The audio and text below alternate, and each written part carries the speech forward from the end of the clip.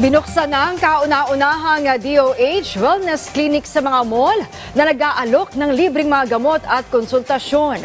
Yan ang ulat ni Bien Manalo.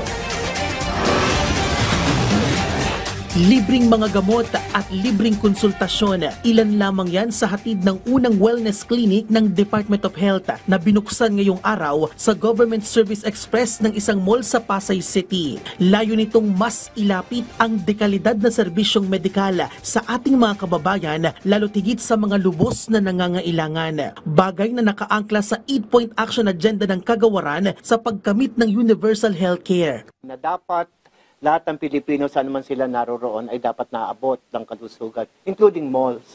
Kasi pinagsikapan po ito, hindi lang po ng kagawaran, kundi ng ating mga partners. Kaya si Marjorie, hindi na pinalampas pa ang pagkakataon nang malamang magbubukas na ang wellness clinic. Kasamang kanyang anak, maagang nagtungo ang mag-ina sa clinic para magpakonsulta na kapwa ilang araw nang iniinda ang ubo. Convenient siya kasi magmuwal ka na, meron ka pang clinic. At free din siya for all the patients. Sana maging matagumpay siya for pilot episode.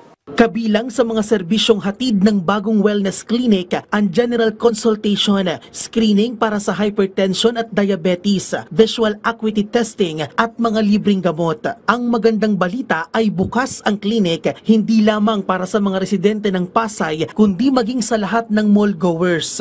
Wala pa ito kasi meron pa po tayong gustong itayo para po sa adolescents, para po din po sa mga iba't iba pang mga nararamdaman katulad po ng mental health, may mga counseling din po tayong gagawin dito. Target naman ng kagawaran na makapagbukas ng mas maraming wellness clinic sa susunod na taon sa iba't ibang dako ng Pilipinas. Bien Manalo para sa Pambansang TV sa Bagong Pilipinas.